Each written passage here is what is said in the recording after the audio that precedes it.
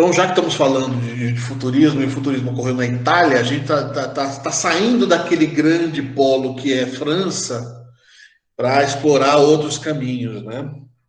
Então, a gente tem, por exemplo, nos Estados Unidos, um movimento que começa a ter cara de arte moderna por influência de alguns artistas americanos que foram para a Europa beber direto da fonte dessa arte, outros com a chegada dos artistas estrangeiros, né, nas Américas, fugindo da guerra e trazendo essa linguagem nova. A gente tem que pensar que estamos num período muito próximo da quebra da Bolsa, né?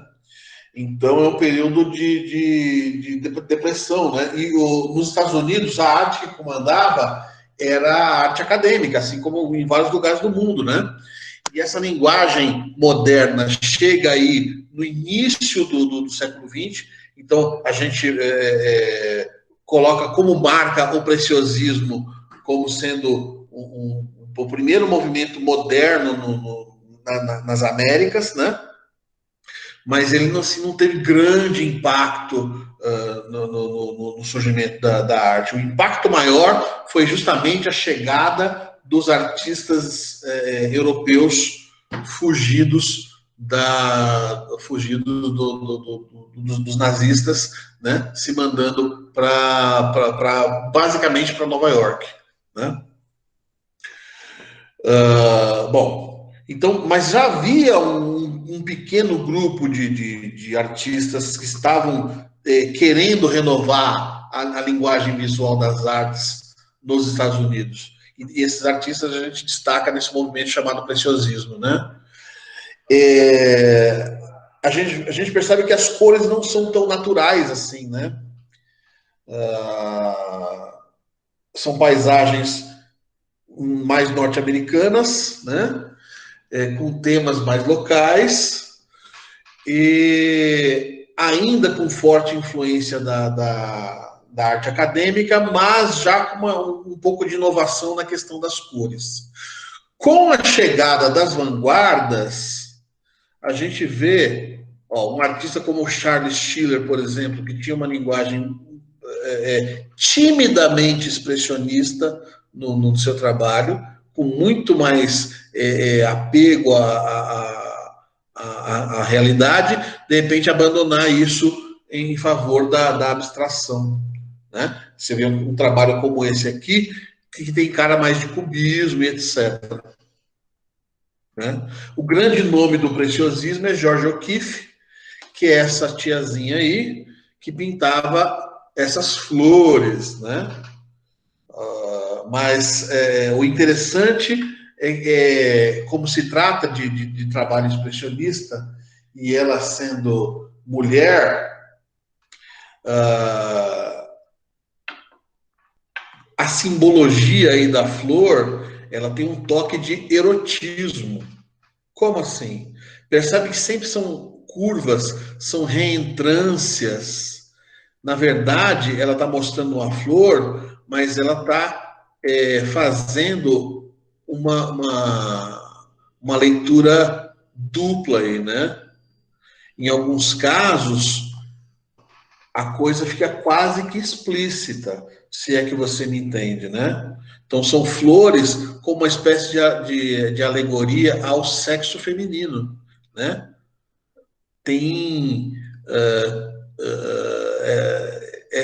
é uma aparência delicada como a flor, mas que remete à genitália feminina, né? Totalmente explícito.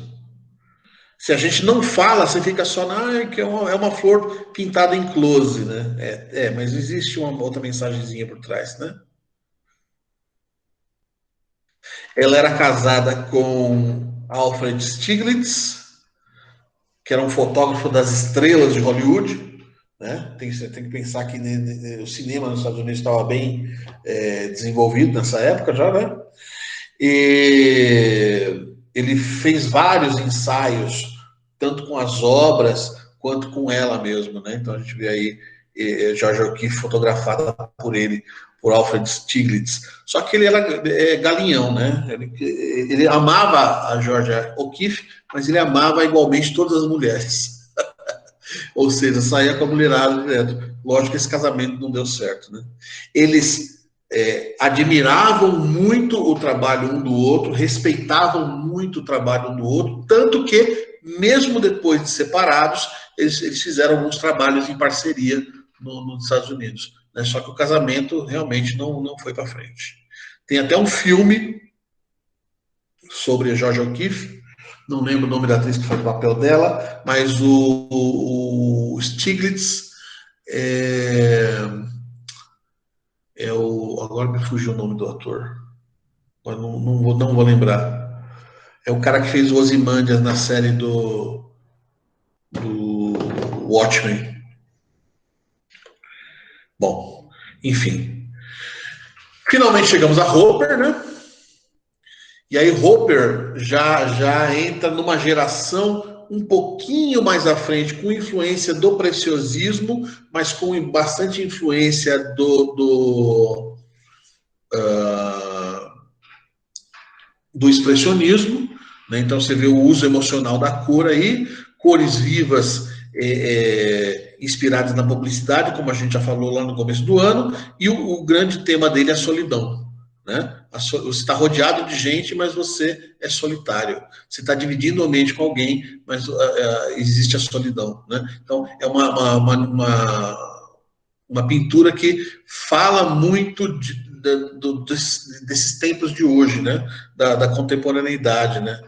À medida que eu vou me aproximando da virada aí da Segunda Guerra, a temática começa a se tornar muito mais próxima do que a gente trabalha, do mundo que a gente vive nos dias de hoje.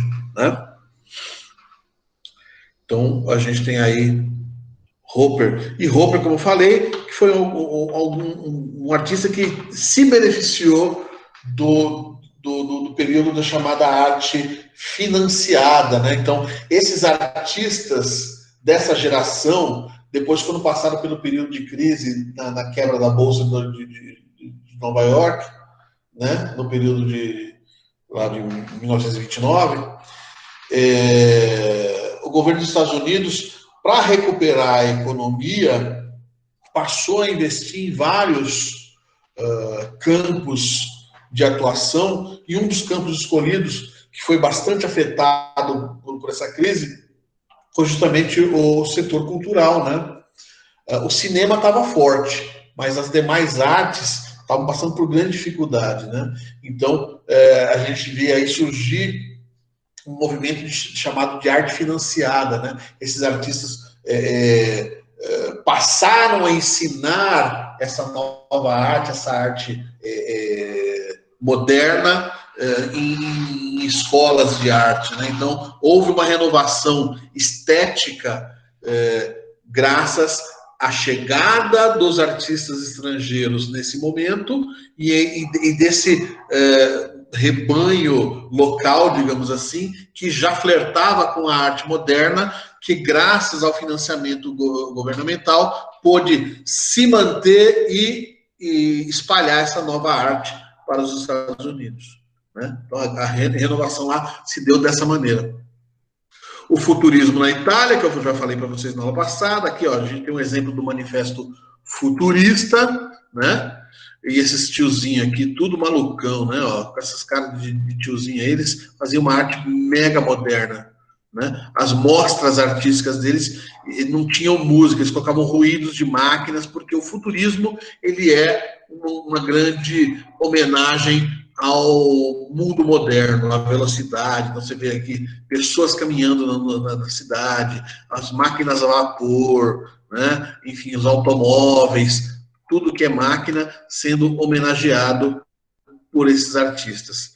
Pensou em futurismo, você vai falar de quem? Você vai falar desses tiozinhos aqui, ó. Russolo, Carrà, Martinetti, Boccioni e Severini. Né? Os mais famosos aqui são o Boccioni e o Russolo. Tá? Ô, Bruno. Obrigado. O Hopper é do futurismo também? O Hopper, ele é uma geração que surgiu um pouquinho depois do preciosismo. Ele tem toques de expressionismo, mas ele não se encaixa bem dentro da turma do preciosismo. Ele está nesse meio do caminho, nessa retomada aliás, desse surgimento da arte moderna nos Estados Unidos. Beleza, valeu. Eu classificaria ele como expressionista mesmo, né? Beleza? Então, esses são italianos.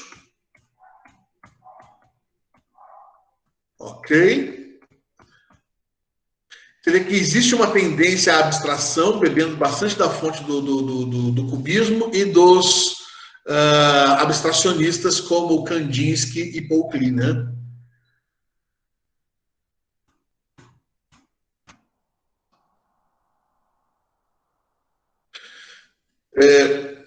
Enquanto nos Estados Unidos a gente tem uma arte financiada, né, a arte moderna venceu porque se beneficiou desse financiamento e pôde ter forças de entrar nas academias e nas escolas de arte, né, e ainda foi contemplada com a chegada dos artistas europeus que estão fugindo do período entre guerras, né? A gente vê na Rússia surgir movimentos fortes de abstração. A gente vê aqui, ó, Malevich, que levava a arte ao limite, né? Um quadro branco pintado dentro de um quadro branco. Que loucura, né? É a linguagem da forma pela forma, da textura pela textura, da cor pela cor. Não tem significado, é uma abstração pura, meu. E a boa parte das escolas abstracionistas começa a surgir aí no leste europeu, né? E aí a gente vê um movimento diferente, né? Essa arte também passa a ser financiada, só que agora pelo bloco soviético, né? Pelo bloco socialista, né?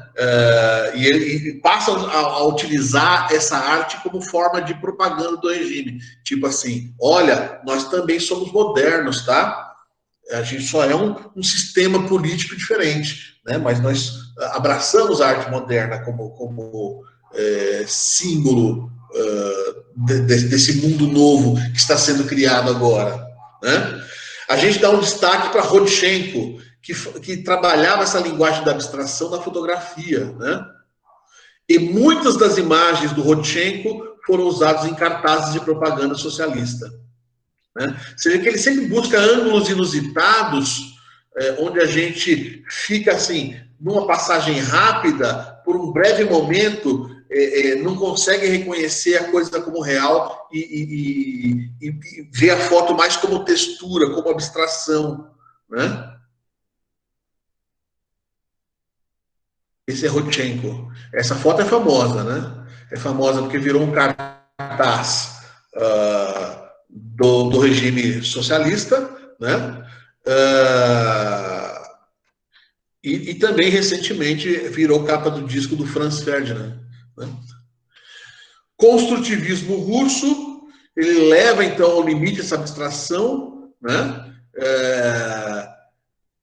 Que começa a se libertar da tela e virar quase que instalações, né? É uma linguagem que começa a se aproximar mais da arte contemporânea. Então você vê que no bloco socialista a gente tem também bastante arte moderna, né? E é uma questão que nunca foi explorada em vestibular, mas de repente fica a dica aí, né? Principalmente para alguma segunda fase, tipo Unicamp, etc., que poderia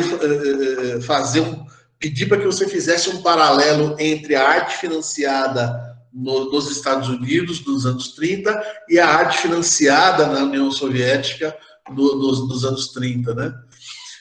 Os objetivos eram diferentes, né?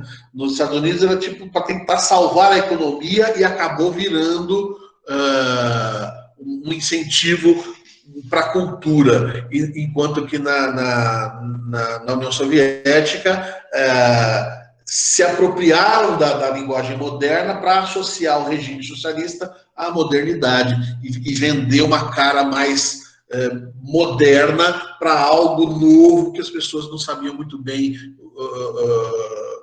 como estava sendo organizado, e alguns tinham até medo, né, por ser uma frente antagônica ao capitalismo, né? Enfim, vamos para o resumão, então. Beleza? Então, nós estávamos parando na última aula, justamente no futurismo. Eu não poderia ficar só no futurismo, tinha que dar essa pincelada também lá do outro lado do mundo, porque a gente vê essa arte moderna, que a princípio estava mais centrada na França, começar a se espalhar pela Europa e pelo mundo afora, né? E aí a gente chega às últimas das vanguardas modernas, que é o surrealismo e o dadaísmo.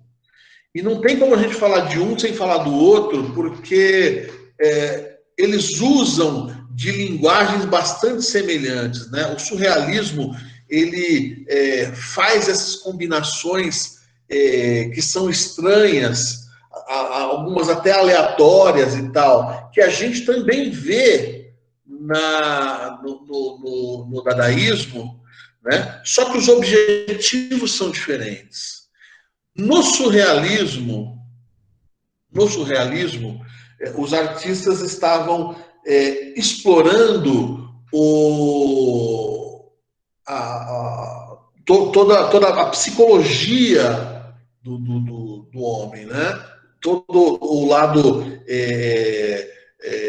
psicanalítico de Freud, que estava na moda de ser estudado na época, Freud, Jung, etc. Esses caras liam demais esses assuntos, né? E tentavam retratar através da arte projetar essa arte para o interior do ser humano, né? Então, o surrealismo, ele fala do quê? Ele fala dos nossos medos, ele fala dos nossos sonhos, ele fala até da loucura, né? Então, para você chegar à essência do homem, você meio que foge um pouco dessa racionalidade, né? Quando você trabalha a questão do automatismo, de juntar coisas que seriam absurdas de serem juntadas, quando você se aproxima do absurdo, você está fugindo da realidade e está entrando mais no mundo dos sonhos e do pensamento. Então, o sonho, a loucura, né, são os grandes temas aí do surrealismo. O limite entre o sonho e a loucura é muito tênue, né? É muito estreito. Alguns,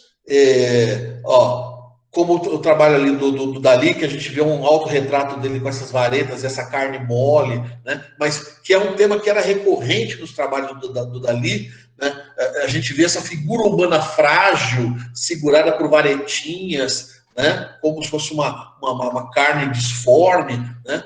Fala da fragilidade do ser humano, mas não é a fragilidade física, é a fragilidade psicológica. Uma pessoa para enlouquecer não seria muita coisa, né? Então, essa figura sustentada por varetas de uma forma assim, que parece que vai desabar a qualquer momento, vai desmontar a qualquer momento, é a fragilidade da mente humana, né? O seu quadro mais famoso, A Persistência da Memória, que a gente vê aqui embaixo, onde a gente vê os relógios derretidos, que tem essa função de mostrar a passagem lenta do tempo na memória, né? Por isso que os relógios estão derretidos aí, né? Então, tudo o que acontece ao vivo ocorre num tempo X. Se você vai relatar esse assunto para alguma outra pessoa, vai contar esse ocorrido para alguma outra pessoa, você vai contar talvez num tempo diferente, né? É a coisa do tipo, você escorregar e cair no chão não leva 10 segundos, né? Não leva 5 segundos. Agora, você vai contar para alguém que você escorregou, eu estava no meio do público, eu pisei na poça, aí o meu pé escorregou e foi para frente. Cara, eu não podia segurar, olhei para um lado e não tinha onde me segurar, olhei para o outro, não tinha como me segurar, e o meu pé escorregando. E aí eu percebi que eu estava no meio do público e as pessoas iam começar a rir de mim. Cara, que desespero, eu ia cair. Quer dizer, a pergunta é, na hora que você pisou na poça d'água, escorregou e caiu, deu realmente tempo de você pensar em tudo isso? Né? Então, a persistência da memória fala justamente disso, que a passagem do tempo na memória é diferente da passagem do tempo no cotidiano. Né? Então você percebe que o surrealismo ele está abordando esse lado interior do ser humano, os nossos sentimentos enquanto pessoa, né? Não sentimento no sentido de ter uma opinião sobre o mundo, mas buscando as nossas sensações que a gente tem na relação com que a gente tem com o mundo, né? O meu surrealista predileto é o Magritte, né? Magritte, ele gosta de trabalhar com essas coisas dos opostos, né? A gente vê aqui os amantes, né? Então é o casal se beijando, que é um tema alegre, e esse rosto coberto por um pano, que geralmente você associa um corpo humano coberto por um pano morto, né? Então é a vida e a morte juntos, né? O dia e a noite. Ele gosta de trabalhar com esses absurdos, né? Um ambiente pequeno e objetos gigantes, né? Um quadro que vira janela, enfim. Ele gosta de mexer com os opostos, né? De combinar coisas opostas. Como eu falei, quando você combina coisas aleatórias, você remete ao mundo interior, né? O que uma lagosta tem a ver com telefone? Nada. Mas o Salvador Dalí fez uma escultura de um telefone misturado com partes de uma lagosta, né? Do que ele está falando? Dessa loucura interior, né? Outra obra famosa aí do Magritte, A Traição das Imagens, esse cachimbo aí, né? Ceci n'est pas un pipe, né? Isso não é um cachimbo. Porque realmente não é um cachimbo. Você não vai pegar esse quadro, colocar o fumo ali dentro, acender e fumar, né? Mas não tem como você olhar para uma imagem dessa e não pensar, é um cachimbo. Mas na verdade não é um cachimbo, é uma pintura de um cachimbo, né? É a grande traição da imagem. Se você mostra uma foto da pessoa, a foto não é a pessoa, né? Mas você olha para a foto e fala, ó, fulano, né? Olha, é a atriz tal de tal filme. Não é ela, é uma fotografia. Ela é a pessoa. Ali é só uma imagem. Então a grande traição da imagem é essa. Se referir às coisas sem ser as coisas, né? Então, percebe como ele viaja por esse mundo das ideias, por esse mundo da loucura? Esse é o surrealismo, né? Nada mais surrealista do que um bode tocando violino, né? Ali, ó, do Marc Chagall, por exemplo. Um bode voador tocando violino para os casais que estão se abraçando ao vento e trocando flores entre eles, né? Enfim. Até quando se fala de amor, é de uma forma maluca, né? De uma forma que leva ao delírio, ao sonho, à loucura. A diferença básica entre eles, bom, eles se inspiraram no simbolismo, que a gente já viu, que já falava um pouco disso, e juntaram um pouco com a pintura metafísica do Giorgio de Chirico, que a gente não coloca o Giorgio de Chirico como sendo surrealista, porque quando ele fazia essas pinturas, que também faziam esse tipo de associação automática entre os objetos, entre as coisas, entre as ideias, ainda não tinha sido criado o movimento, o manifesto surrealista não tinha sido publicado num jornal criando o movimento surrealista, né?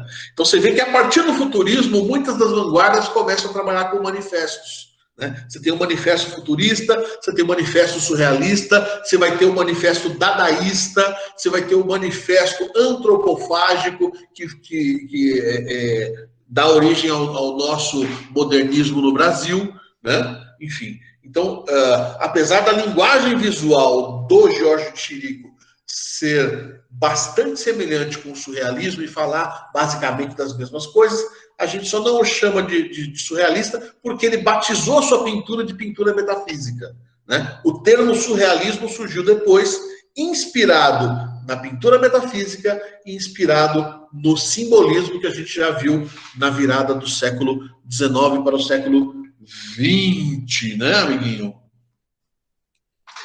O dadaísmo, então, para a gente fechar, ele é a loucura pela loucura mesmo, né? Você tem que pensar o seguinte, é uma crítica à guerra. Se as pessoas ditas normais promovem a guerra, então eu não sou normal. Se eu sou contrário à guerra, eu prefiro ser louco, né? A ideia é essa. né? Raul Seixas falava muito disso, né?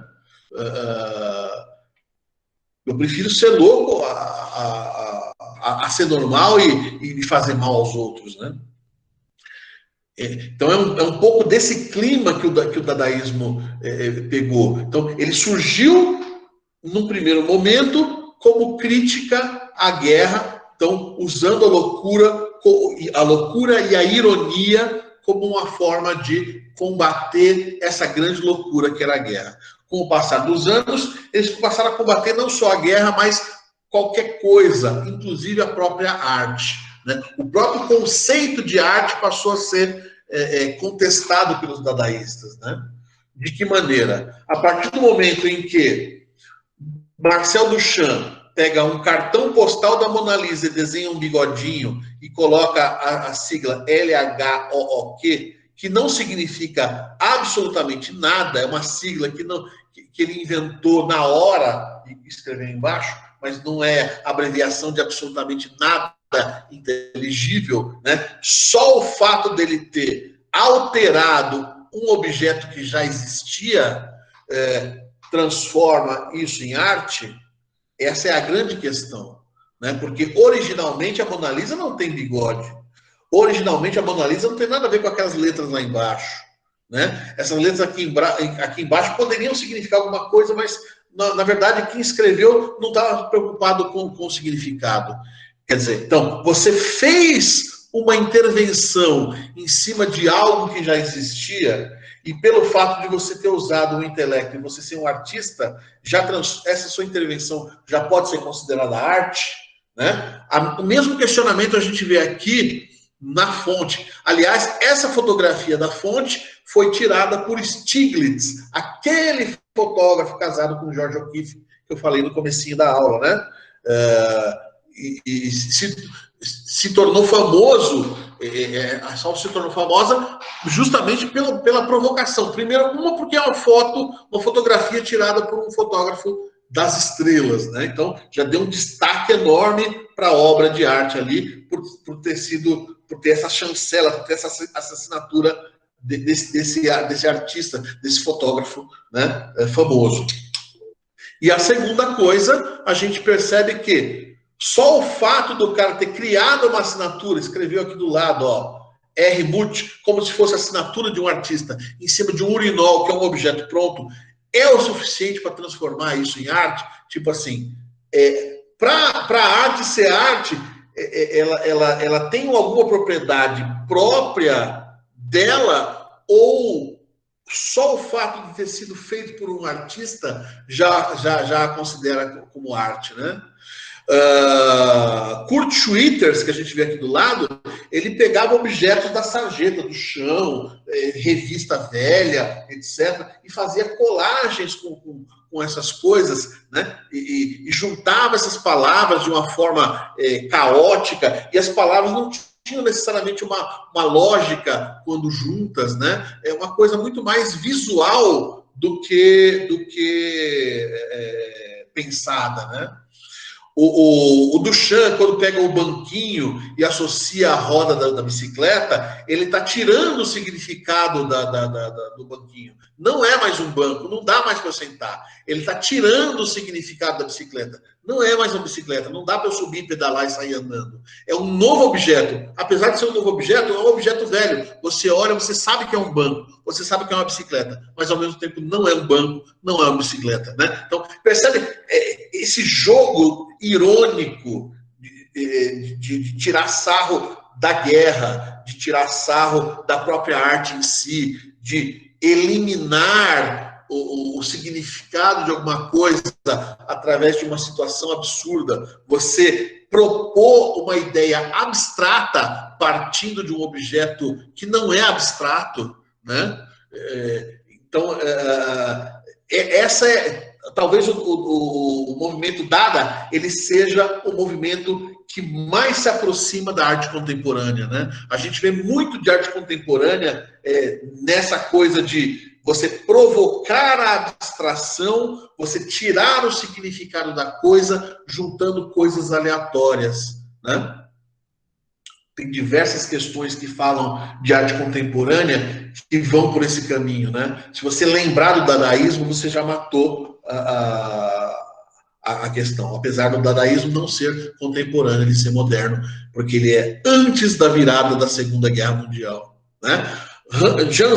Jean Arp, ou Hans Arp, ele fazia essas composições com pedaços de papel que ele ia rasgando, jogando sobre a mesa, né? E aí formava imagens, e aí ele ou fazia pintura dessas imagens, ou criava um objeto tridimensional a partir dessas imagens jogadas simplesmente ao léu, né? Você vê que a gente chegou finalmente no pós-modernismo, né? E aí eu quero ver se a gente tem mais uma aula só para matar algumas características gerais da arte contemporânea, mas com esse finalzinho de arte moderna, a gente já chega, já abrange quase que tudo do que seria possível de cair nos vestibulares falando de artes, né? Então, o mais forte, o que mais cai, geralmente é arte moderna, essa passagem do moderno para o contemporâneo e as características gerais dessa arte contemporânea, que é o que eu pretendo abordar na nossa próxima aula, que eu não sei quando vai ser, se vai ser sexta, enfim. Eu tô vendo se eu consigo trocar com alguém aí, antes, para antecipar no meio da semana, essa aulinha aí, para a gente fazer a coisa sem muita correria na outra sexta-feira. Tá bom, galera? Por hoje é só. Não sei se fui muito rápido, mas com tudo isso você está muito bem preparado já para a sua provinha. A provinha ela vai até aí, né? O assunto da prova vai até o dadaísmo. Só faltou falar uma coisa importante sobre o dadaísmo. Esse nome Dada, você vê como é a loucura dos caras? Esse nome Dada também foi escolhido ao acaso. Eles abriram um dicionário, alguém sem olhar colocou o dedo numa página qualquer, e aí o dedo parou em cima da palavra Dada, que significa cavalo, e é um cavalo de brinquedo. O que isso quer dizer? Nada. Até o nome do movimento foi escolhido ao léu. Você vê como os caras eram malucões, né? Tchau, povo. Tudo de bom.